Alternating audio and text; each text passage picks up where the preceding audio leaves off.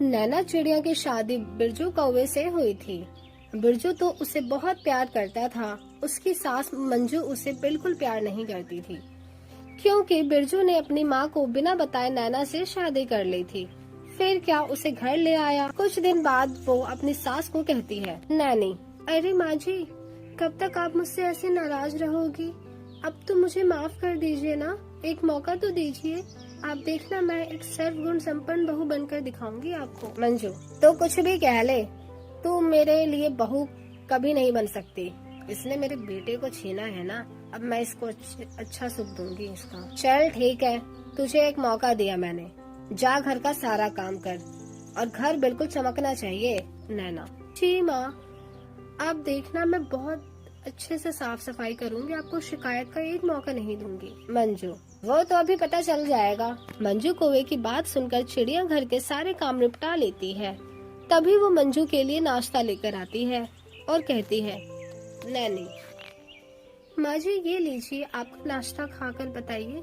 उसके ये कहते ही वो नाश्ता खाती है तो उगलते हुए कहती है, मंजू, आय हाय करम जली, ये क्या बनाकर लाई है तू?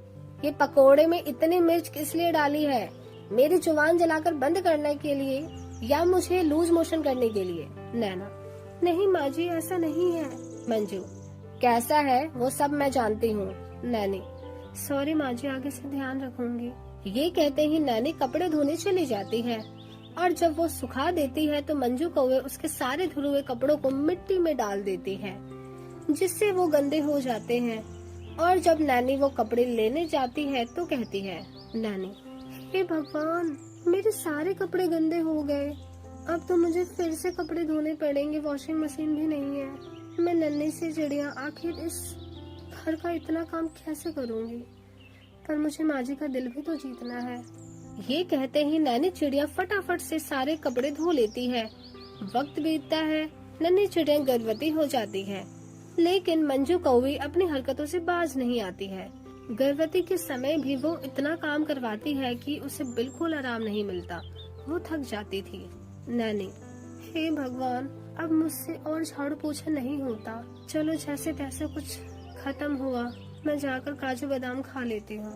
नैनी काजू बादाम खा ही रही होती है, उसकी सास कौवी उससे काजू बादाम छीनकर कहती है, मंजू, क्यों रे करम जली, तेरी हिम्मत कैसे हुई काजू बादाम को हाथ लगाने की? तेरे क्या मायके से आ गया है? दे इसे, खाने की जरूरत नहीं है।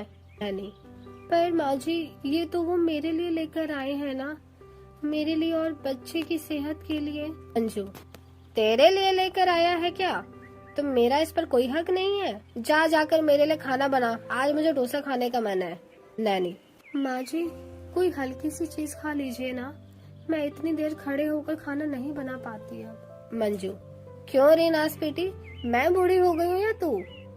इस उम्र में तुझसे खाना नहीं बन रहा? गर्भवती होकर भी मैंने बहुत काम किया है और तू नखरे दिखा रही है, जा जाकर काम कर। ये सुनकर नैनी चिड़िया काम करती है। कुछ देर बाद उसे पेट में दर्द हो जाता है और वो बेहोश हो जाती है।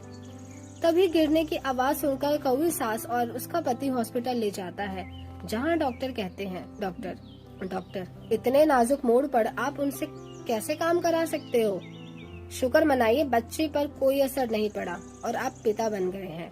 बिरजू, सच माँ, मैं पिता बन गया। नैनी बहू के पास जाकर कौवी रोती हुई कहती है, मंजू, मुझे माफ करना बहू, मैंने तुम्हारी कदर नहीं की, मुझसे गलती हो गई। ऐसे बर्ताव की वजह से तुम्हें सारा काम किया, जो शुक्र है बच्चा ठीक है, अब से तू मेरी बहू है। नैनी, अपना लिया ना माँ जी आपने मुझे, तो मुझे और कुछ नहीं चाहिए। माफी मांगने के बाद मंजू को अकल आ जाती है और वो अपनी चिड़िया बहू के साथ खुशी खुशी रहती है।